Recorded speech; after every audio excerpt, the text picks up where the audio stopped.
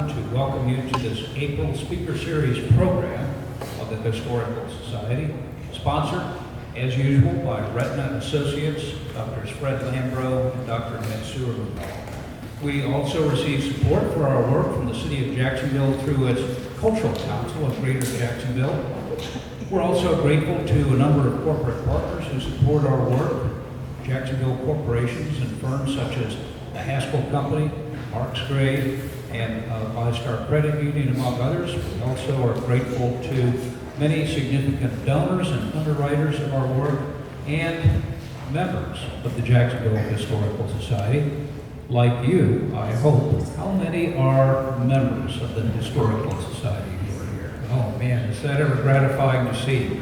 Thank you very much for supporting our work and being engaged with Jacksonville history.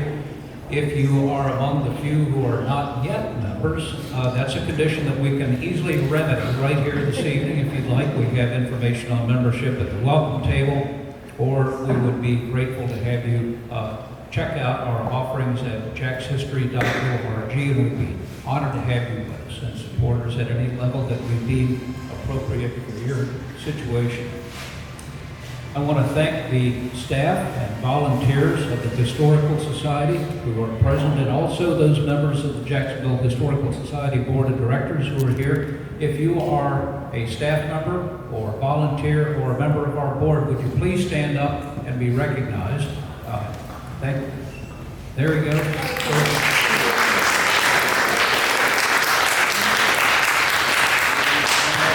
Chair Fred Kent, Board Chair-elect Chris Barnes, former Director Maggie Means, and I hope I'm probably overlooking. So we have Board Member Gary Flower. Is he still here? He said he had to duck out. Anyway, grateful to all of you, and there may be a future Board Chair of the Historical Society in the audience. Who knows? But we're grateful to have you with us. Jacksonville's history matters, and the more we know about it, the more we become better citizens and stewards of the history of this really sprawling and complicated city that I argue has more and more interesting history than any place else in Florida. And we will learn more about that, and an interesting aspect of the history of this city, a part that's often invisible to many of us. The maritime history of a port city like Jacksonville is often not very obvious because for a lot of us, we don't experience firsthand the movements of ships, boats, vessels coming in and out of the port. The major naval installation at Mayport is invisible to most of us. It's secured behind gates in a location that's kind of remote from much of the rest of Duval County. But you cannot tell the story of Jacksonville without telling the story of its river entrance, its seaport, and its Navy base, right? This is a seaport city and a Navy town, and those are some of the defining characteristics of Jacksonville. Some of the many things that make it distinctive. To introduce our speaker, our presenter this evening, who will be sharing some of those stories with us pertinent to the Lighthouse, I'd like you to welcome my colleague, Dr. David Jameson, Professor of History at Edward Waters University, a member of the Jacksonville Historical Society Board of Directors, and the chair of our program committee.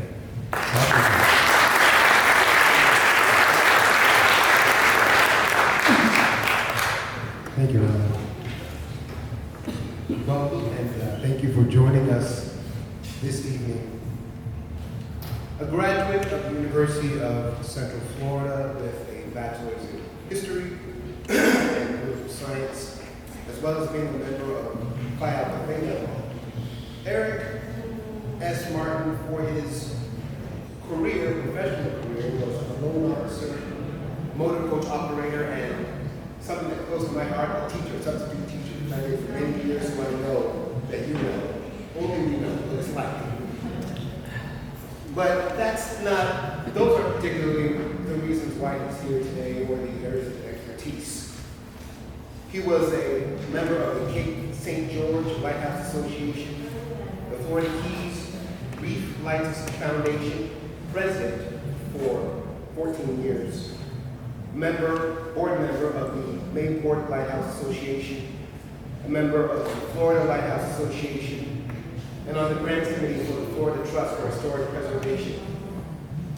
So, Mr. Martin knows of which he speaks, and we are very happy to have him.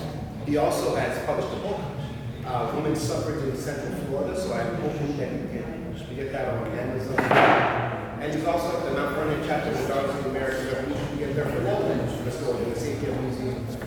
Please welcome, giving his expertise and reflections on the St. John's River Lighthouse, Eric S. Parker. All right, let's get started here. I haven't done one of these in a while, so I'll be a little rusty.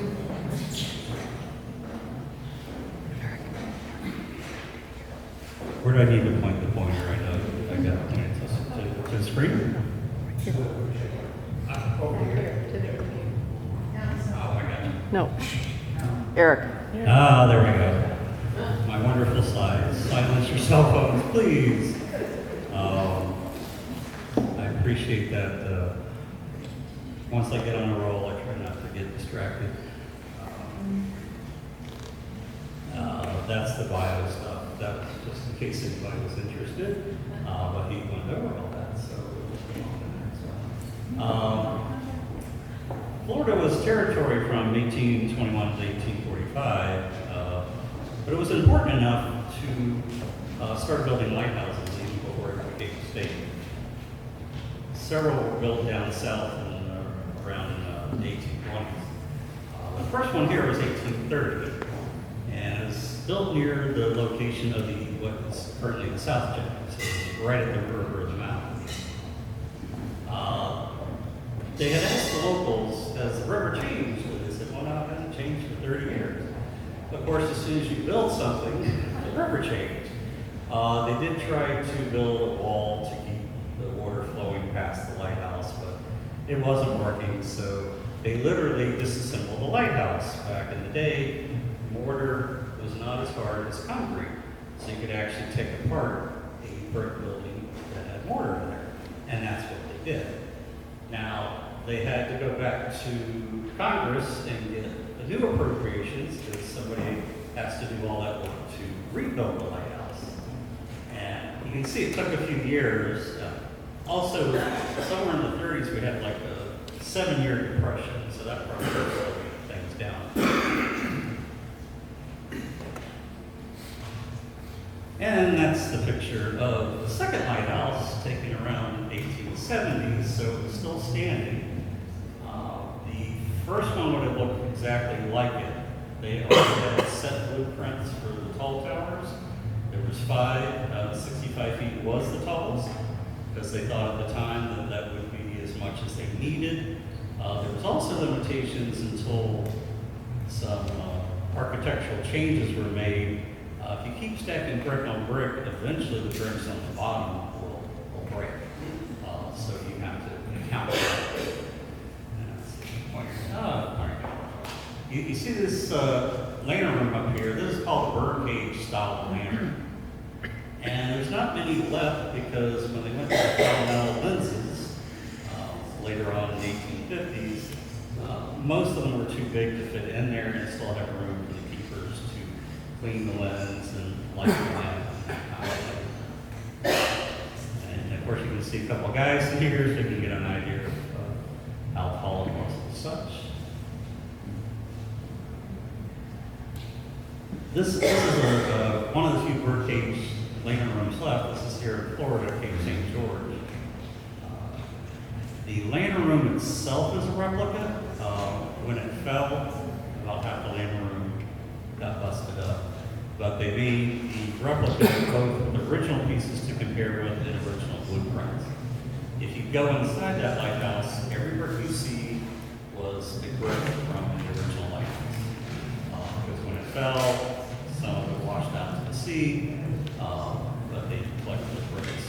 And what they did for the new bricks they needed, they put them on the outside. But since lighthouses were stucco at that time, all the bricks you can't see. So that was this cool thing that I mentioned. Now for the star of the show, St. John's River Lighthouse. Very beautiful lighthouse. It was lit on January 1st, 1859, so next year will be 165 years.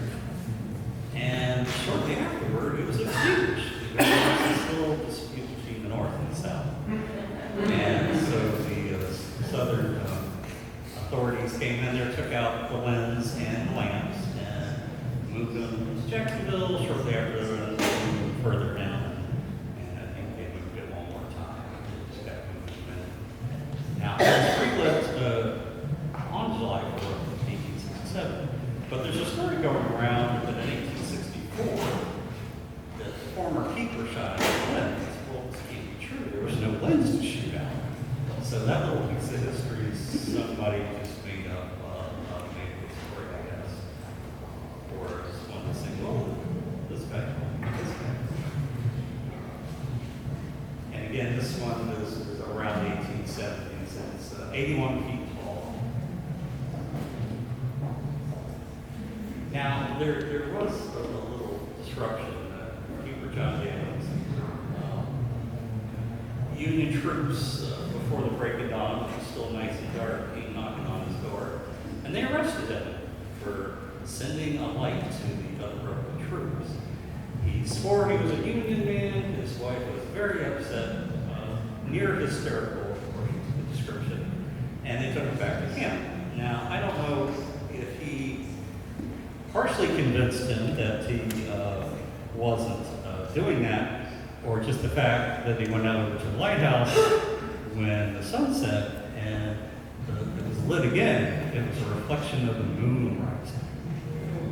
So it wasn't him at all.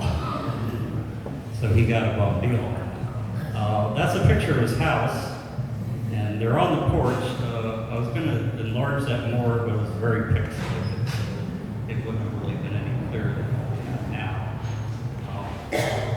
I might also mention that in the 1830s, our budget, our national budget, was very, very small. And they were really trying to squeeze the pennies, make those dollars stretch. We fought over taxation, and the new government didn't want to do a lot of taxing.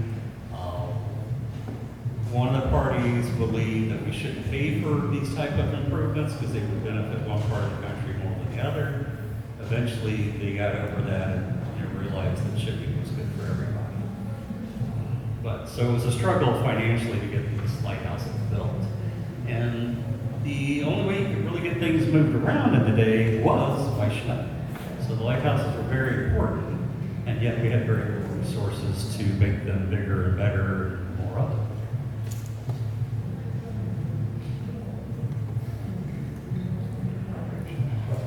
Okay, we have other earlier lighthouses. Dave's Point, I don't know if you guys know where that is, but it's between here and Jacksonville. I believe it's on the north side. There was and it's quite a small lightship. Most lightships were about the same size. This lightship only had 3 people. Most lightships had 6 to 8, and at a later date, perhaps more. So it was very small, and there's only 3 of them.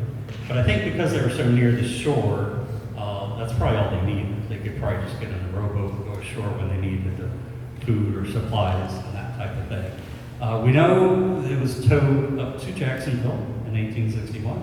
After that, we lose track of it. Supposedly, it was not in good shape, so it probably just rotted while waiting for the end of the war, or somebody bought it and repurposed it somehow. So that was the end of that. Trade at the end of the Civil War, of course, was not so good. It took a while to build it back up. A lot of the South had been burned down, buildings and such. But they did build a new one in 1872, same location. And it's what a screw pile lighthouse is. Now, being that a lot of you are in Jacksonville, if you know anybody's got old pictures from around 1872 to 1893, or even up to 1912 or 13, that's when it burned down. It'd be nice to have an original picture, but I do have a screw pile lighthouse based on a description, probably looks similar to this.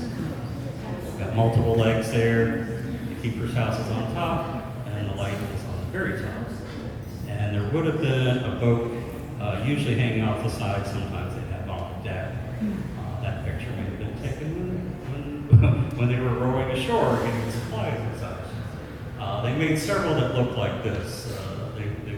They got a good design, they tried to use it over and over again.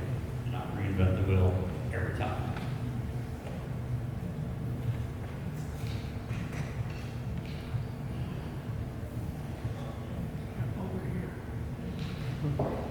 I'm right here. Let's try this.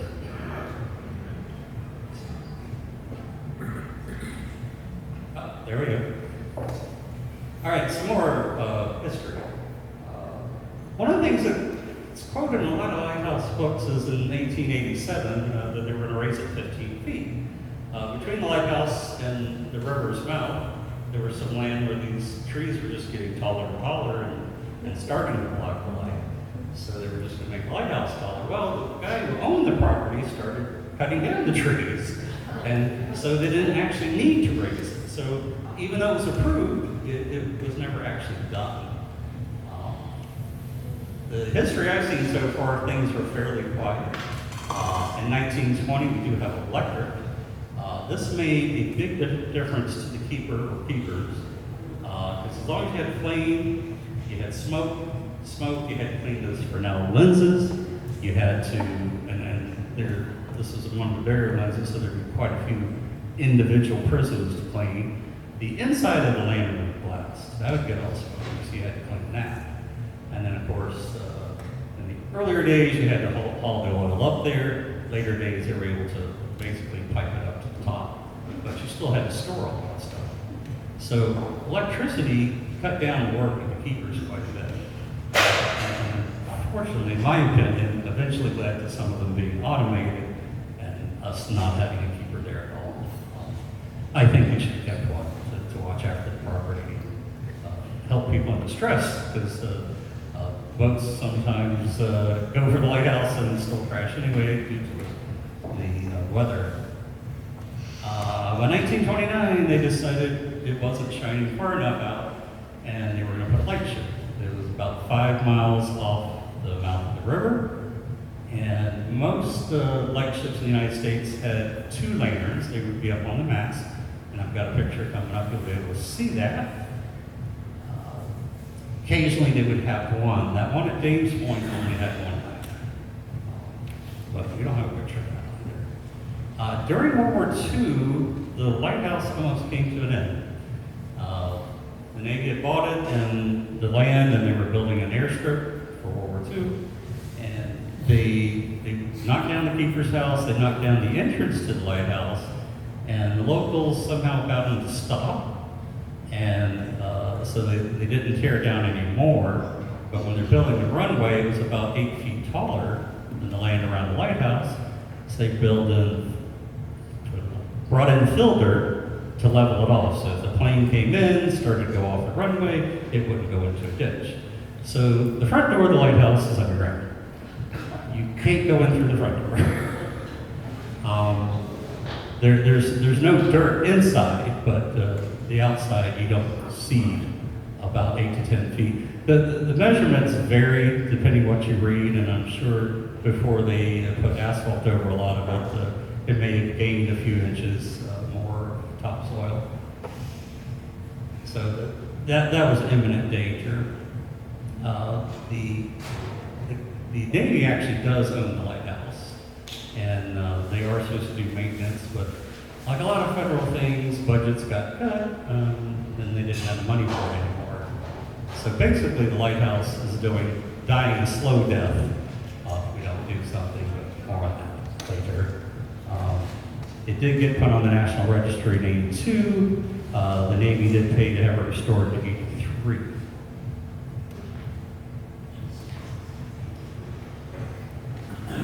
Oh, an light ship. Back to light ship. It's actually built in 1907. It was used at some other location, then brought to the river in 1929. It served all the way until 1954. And what typically happened with any of these light ships is they're expensive, because you've got a bigger crew than you'd have at a lighthouse. They're out there for usually 3 weeks and then come back for a week. Damage to the ship, because light ships would just be anchored in one spot. So can you imagine living on this ship, doing things on the ship, and then just bobbing up and down in the water all day? During free time, they could do things like whittle objects, make baskets, and then when they got back to shore, they could sell those items so they could make a little bit of money, because you didn't make a lot of money being on the low end of the government payroll, and that's still true today. I know. Having been on a Navy base as a loan officer. They did continue to use that lightship until '65, and unfortunately it was scrapped in the 1990s. Ships are expensive to build, they're expensive to maintain, so it's really hard to get somebody to save a historic ship. And you gotta have summer, but there we go. And I don't know if you can see it, because this is not color, but it does say St. John's on there. And that's what all the modern lightships did. They would have the name of the area that they were anchored in. And the lights would have been all the way at the top there. So you got two of this one. These later lightships did actually have engines and they could move a little bit. The earlier ones, they had just a little bit of a sail that they could redirect the ship a different direction to get it into the wind. But they had to tow them out there and tow them back in the early days.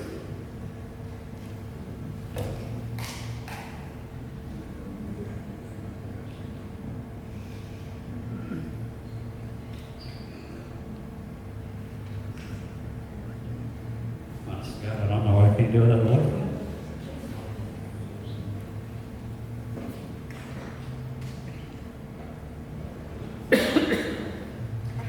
All right, more modern history of the St. John's River Lighthouse. I'm sorry.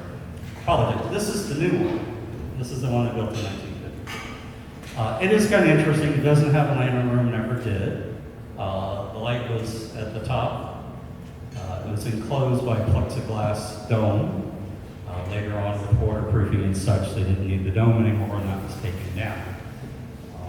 The tower is a continuous concrete pour.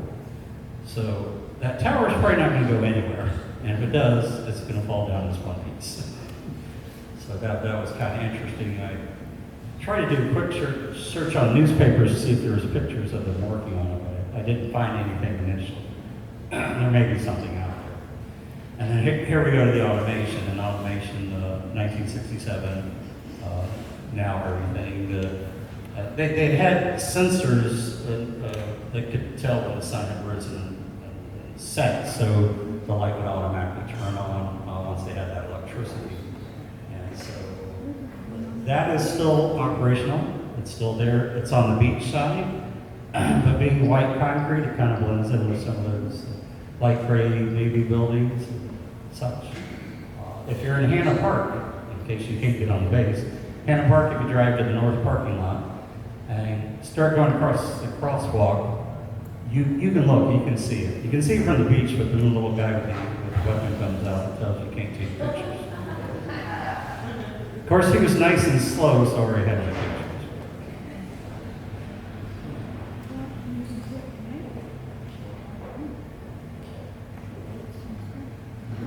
And that's a picture of it when it's new. This is probably taken in 1954, and that's the dome right there. And on a color picture, it kind of had a blue tint to it.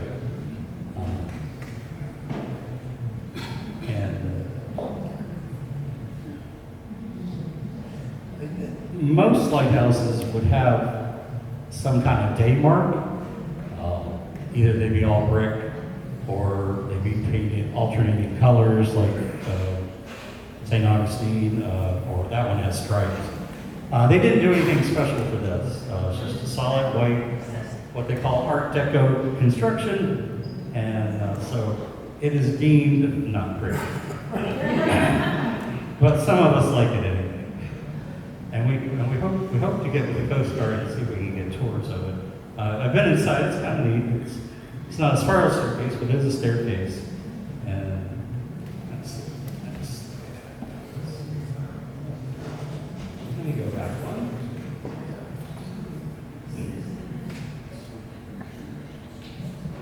Up here at the top, if they need to work on this lantern, the light, they could lower it into the top of the building. This is kind of a unique feature. I'm not sure that anybody else has got that, certainly not in the United States. And they still have where the chains were. Now they don't lower it into there. They just go up on the roof and do the work. But that I thought was an interesting feature. It's raining outside, but we can lower the light into the top of the lighthouse and work on it. Or even a bright day, have that sun there. So it's kind of a neat thing. And of course, being concrete, it doesn't need to be painted. So low maintenance. Speaking of lantern rooms, when they did the restoration, these windows up here, they're not glass anymore, they're plastic.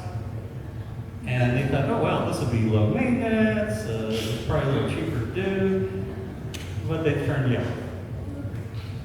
And I don't know if you can tell from that picture so much, but if there was a light in there, it would be dead because of that. And you also notice the railing up here, just a single railing, you know, just for keepers that are up there. They didn't need the OSHA standards back in the day. If that lighthouse is to be reopened, of course, rails would be added. Not only small children falling through, but if you were to slip, yeah, you did grab that one single rail and toast it.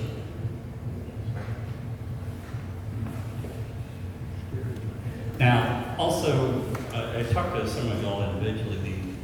The Navy basically, this was in the budget and got cut from the budget. So we know it needs work. Definitely want to replace the lantern windows, lantern glass windows. The bricks need to be repointed, I'm sure, especially the part that's underground. I'm sure that needs work. And again, if it was to have chores, you would have to have railing to the staircase, which would be just smart to do anyway. Oh, this is inside the lantern room. In 2004, Neil Hurley, who was with the Florida Lighthouse Association and some other groups, and he's written several books on Lighthouse. Took this picture. This is from the inside, and you see this little blob over here. That's the tree line, and so you can see you can't really see too much out there. Now, this is the bottom of the lighthouse. And you'll see that little dark line there, and that's where the water went up to. And I'm guessing it went out that little hole. That may have been an alteration later on when the government didn't want to spend a lot of money on it. So water has been in there. We knew it does seep in, but evidently drains back out. So it's probably done minimal damage considering, but we know that needs to be worked on. And the bricks too, if you don't repoint them and enough water gets in them, then they start to deteriorate even more so. Brick is hard, but not as hard as stone. But brick is cheaper, it's easier to transport, and if you got the sources, you can make it locally. Although a lot of these bricks were imported from up north.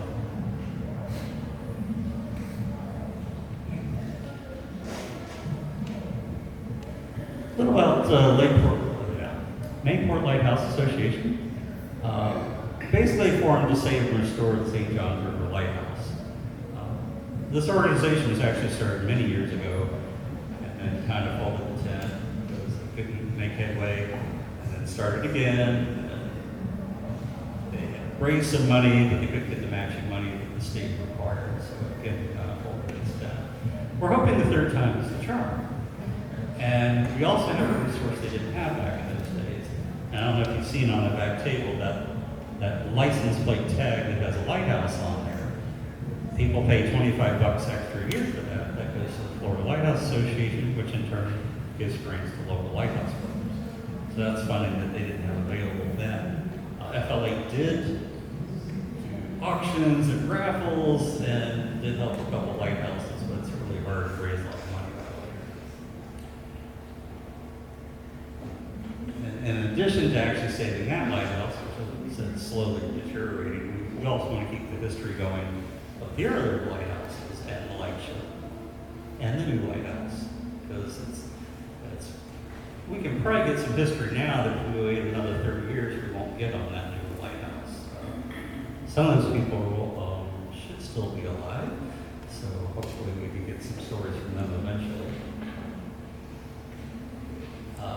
We are in negotiations with the Navy to take over maintenance since they don't have the funds and we have the interest and we have the knowledge. Some of us have done some restoration work. Others of us have been on boards, the board to where they've taken over maintenance from the Coast Guard. So anyway, if this is successful, the first thing is we'll get an assessment. Pay the professionals to come in there, check those bricks, check the bottom of the lighthouse, check the iron work, the cast iron, and they will make recommendations and have estimates, and then we'll know what we need to do. Now, the other factor in that is what is the Navy going to do? Now, the Navy owns the lighthouse, and we're okay with that, actually. Since the Navy's owned it, there's been no vandalism, which is actually very important. There's a lighthouse on the Gulf Coast that the lantern room is like a skeletal of cast iron because somebody stole all the copper.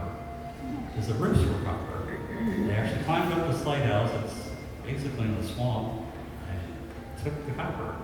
And then, you know, restoration costs are higher when you lose your material like that. So that has been important. So we're hoping to get an agreement with them and actually fix the things that need to be fixed now, and then eventually we'd like all you guys to be able to climb that lighthouse. And I think I've run a little bit short. So I hope you have lots of questions. Did I talk too fast? Yes.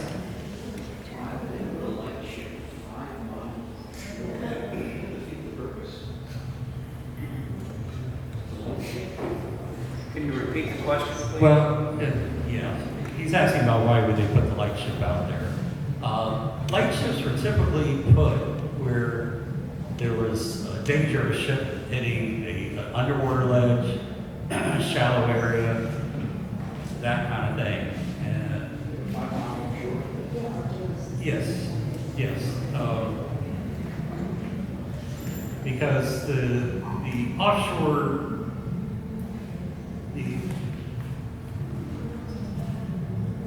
the obstacles can go very many miles out. Cape Canaveral had this problem. The shoal goes very far out. The original light had a similar tower to the first one here, and it just didn't shine far enough. And even with the Fresnel lens, it would still not shine far enough because the tower wasn't tall enough. And as I'm trying to research these things for an article I'm doing, it didn't seem to be clear to a lot of people that sometimes it wasn't the light, it was the height of the tower. And I'm sure shipping, as time rolled on, the drafts got deeper. They couldn't come in as close to the shores as some of those old sailing ships could. But they did eventually figure it out and made it taller. So also, sometimes you have a light just to mark the entrance of the river. This is where the river is, so that it's clear that's where they need to go. You also need to get it further out because the merchant ships that run the coast and stay away from run the coast southbound, stay out of the Gulf Stream. That's definitely correct. You need to have 2 or 3 lights visible so you get cross currents as you run down the coast. Yeah, because sailing ships want to save fuel, they want to save time, so they do to avoid the Gulf Stream instead of going further out in the ocean. They hug the shore. And then when they wreck, they blame it on the government. Yes, ma'am. Having a ship out in a harbor where they have hurricanes seems kind of a problem. Did they ever, it lasted a long time, but did it ever, what did they do? Did they bring it close to shore or just let it ride somewhere else? See, when you were a lighthouse keeper, you kept the light on 365 days a year. Didn't matter what the weather was.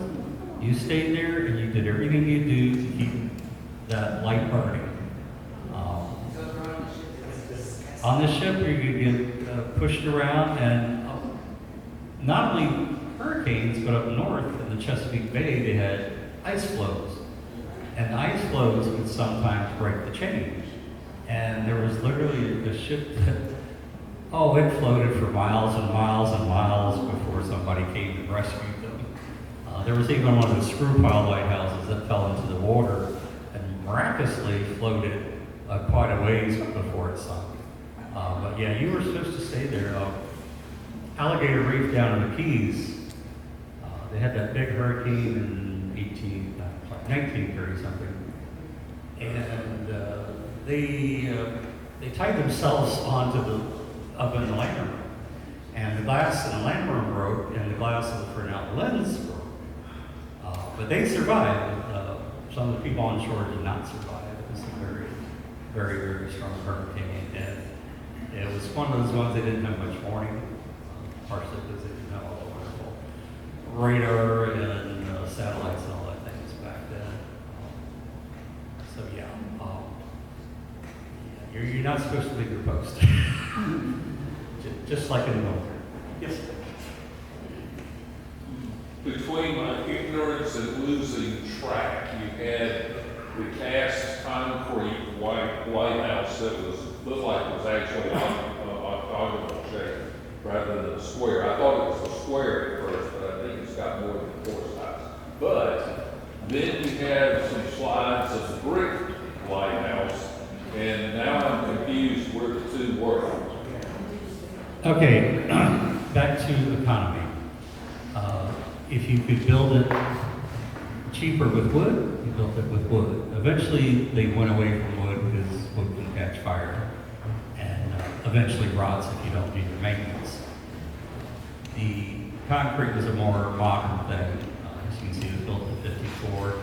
And in the 1960s, the Coast Guard actually came up with some different plans. There's a lighthouse up in South Carolina that's 3-sided, except for the bottom.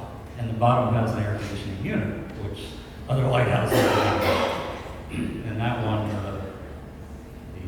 it's a metal frame and the metal sheets are just hung on it. That was supposed to resist hurricanes also, and it did, because it's still standing.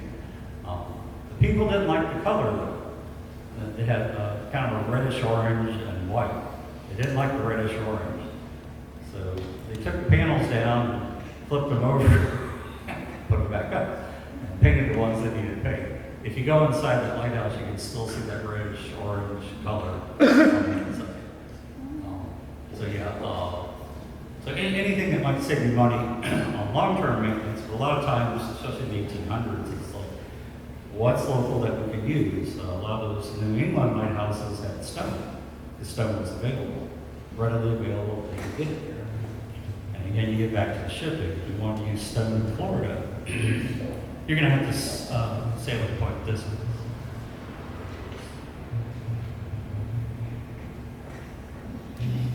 Your question pertained to where are they exactly? Yeah, well, that was nice, but the concrete lighthouse is where? I got that impression, the impression that it's on Maple. It is on the Mayport Navy base. Okay, then the round brick lighthouse that you had water line is where? Okay, that's still on the Navy base, but by the village of Mayport. It's actually, it's just one is set one and one's set basically the other end. The airfield is very close to the lighthouse where the planes are landing, and they got the Apache helicopters too. Now they did put on the the railing. They did put a little red light that looks like maybe 10 feet high, just to make sure the planes and helicopters don't run into the lighthouse, which we really appreciate. Especially if you're home. Yeah, and so much of lighthouse building, even when they got the lighthouse board that was supposed to be new, improved, and we're going to do everything right, well, they had a much bigger budget than the lighthouse establishment had previously. But again, if you can make it cheaper And in some cases, they knew that it might not be a lighthouse that they've had for a long time. Some of these were channels, and the channels were moved. Now, in one case, the channel moved, and they actually moved the brick and mortar lighthouse. The lighthouse was in Georgia, now it's in Florida. They moved it across the river, the St. Mary's River, so it's up in Amelia. So, you gotta have more questions. There's one back there. Oh, there we go. Has there been any kind of a proposal about dismantling the old lighthouse and moving it off of the Navy base into the community of Mayport? That was actually put forth about 20 years ago. And one, it was going to cost a lot of money. Two, things eventually fell apart. The waterfront thought it'd be kind of cool to have a lighthouse down there up close to where, near the ferry. My only concern is if you're getting it near the river, that's where the flood's going to be. So I might not want it quite that close to the river, but that's my opinion. I could be wrong. But it would cost money. And when you move a lighthouse that's tall, it's not just getting the equipment to get it on the rails and push it down the rails. You got to move power lines, you got to move trees, or cut tree branches down. There's quite a bit, so every mile you move it, it gets more expensive. It can be done. Hatteras just moved 1,832 feet or so. It's not that long of a move, but it was enough to get it away from the shoreline, where we're starting to hit the lighthouse.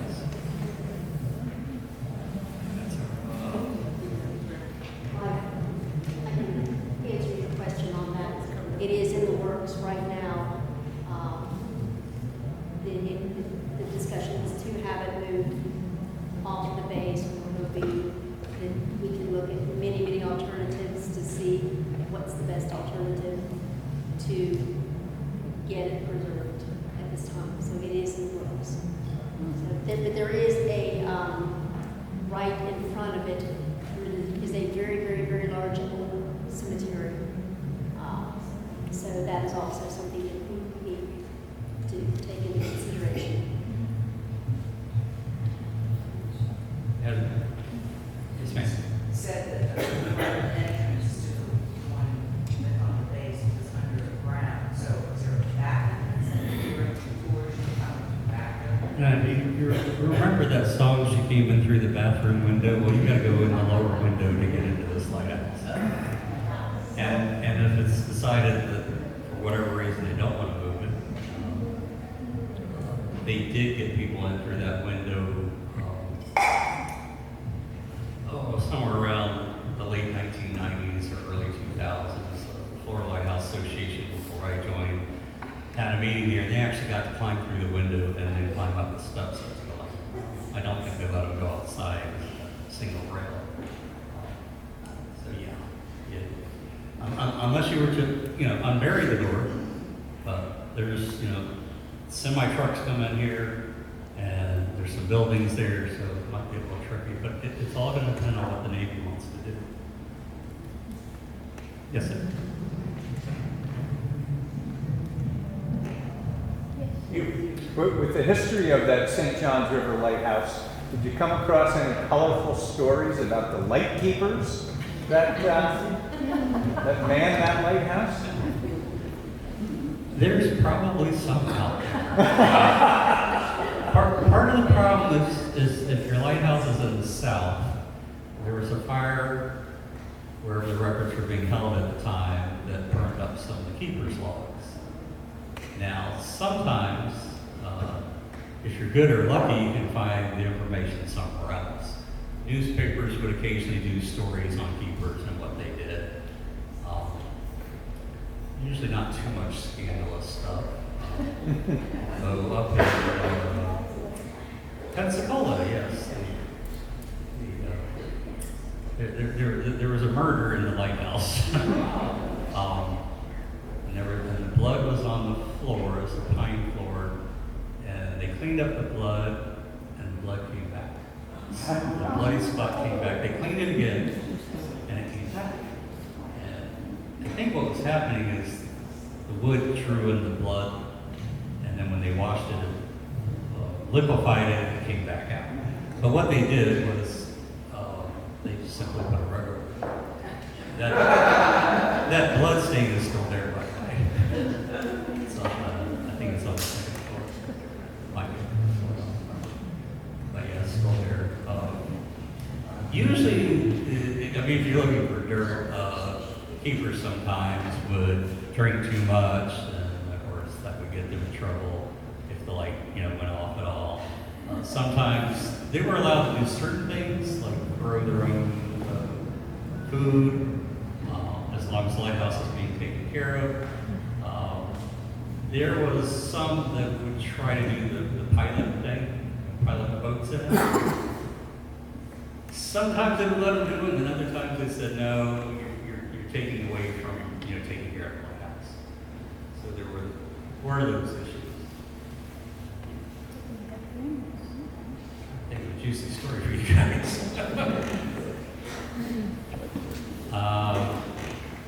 Oh yeah, down in the Keys, Rebecca Shaw, which is no longer there. The one guy, he just walked outside and kept walking into the water. Just walked right off the lighthouse and was never seen again. There's a possible, some of these guys possibly got mercury poisoning because the Fresnel lenses were floated in mercury, which is very cool, by the way, because that liquid can hold hundreds and hundreds of pounds, and yet the lens can still rotate. I got a chance to be in a lighthouse that still had the mercury in it. It's probably been taken out by now. You see this little pinky? It moved a clamshell lens, which is fairly big. I think it was third order. The orders, by the way, first order would be the biggest. If you had a first order lens, I can see inside without bending over or anything. The sixth order would be very small. That'd be probably marking the entrance to a harbor or maybe along the river. And I later found out they added one in between, a third and a half order, so it went from 6 orders to 7 orders. But even beyond that, they made a couple other small lights, 7th and 8th order, but they're only in Scotland and Canada. For some reason, they had a use for a very small or bright light. What else?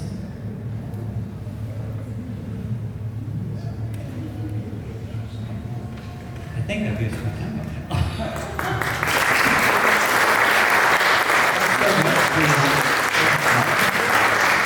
Before I formally thank and acknowledge him, I'd like to call attention to the representatives from the Mayport Lighthouse Association that are with us this evening. Thanks to them, and also the Mayport Waterfront Partnership. Both of those organizations are represented with exhibits and material at the tables at the back, close to the refreshments. We appreciate them being here and helping support this event and support the interest in the activities at Mayport and the Lighthouse. And Mr. Martin, to thank you, I'd like to present you with this portfolio commemorating Jacksonville's 200th anniversary in 2022, a commemorative coin, and our gratitude for you coming out and sharing your expertise, your research, and your enthusiasm. Thanks so much.